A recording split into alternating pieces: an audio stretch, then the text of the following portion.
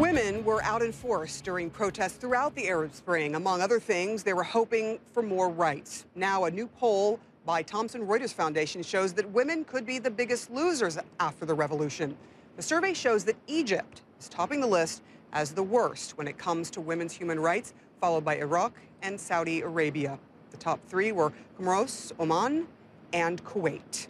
Joining me now from our CNN London bureau is Monique Villa. She is the CEO of Thomson Reuters Foundation, the organization behind the poll. All right, so using the survey as a guide, what kinds of issues are women facing more now than they were before the upheavals? Well, they face very new issues because what is really striking in this poll is that the women that have fought shoulder to shoulder with the men 3 years ago, almost 3 years ago, for the Arab Spring, have now lost a lot of their dignity, a lot of their power, and a lot of their voices.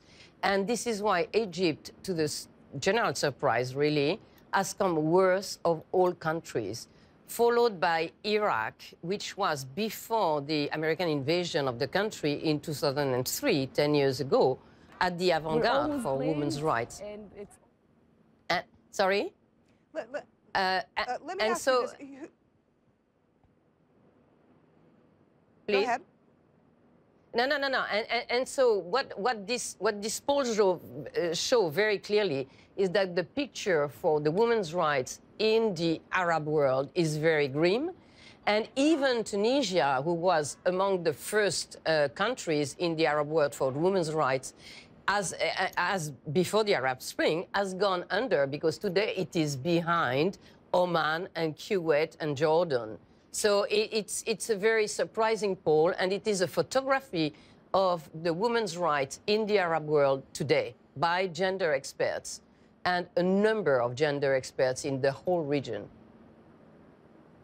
Let me ask you why you think, or did the survey speak to this at all, why you think the women's rights have deteriorated in some of the places that we're fighting for more equality and for democracy? Well, it has deteriorated essentially because of the rise of radicalism, the rise of violence, and violence which in total impunity, that is to say that a man who in Egypt rape a woman is not arrested, is not condemned. So the rise of violence has been considerable in a country which was a very pacific country, Egypt.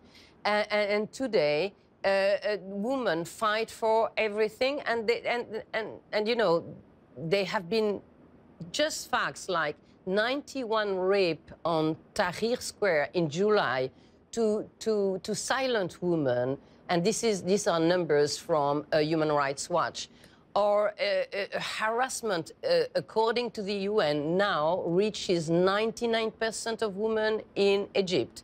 So this is very grim. In Iraq, you have 1.6 million widows which cannot find a job. And so in these countries, when you cannot find a job, it is very difficult to survive and to have your children surviving. So so all these facts show how difficult a revolution is. And, you know, I am French, and if I remember that the French Revolution in 1789 was followed by years of violence and at some point of terror before we could find stability. So there is nothing totally surprising in that. But it's the radicalization, the violence, I mean the Islam radicalization, the violence that is absolutely not punished, and displacements that has made things much worse for women.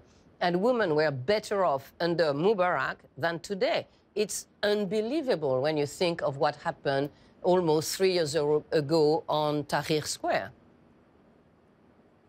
Monique, this sounds not just like a government issue, that policies are set, or, for example, as you mentioned, that things are not prosecuted, such as rape or sexual assault, but also a societal issue. It doesn't sound like this is just something that the government has to do something about, but it sounds like it's something that's happening in society as well. Is that what the survey is basically telling us?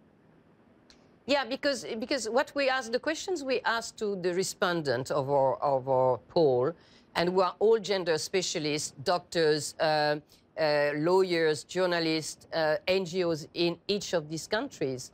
where the sixth question regarding the CEDAW, that is to say, the UN convention that all these countries have signed, except 2 of them.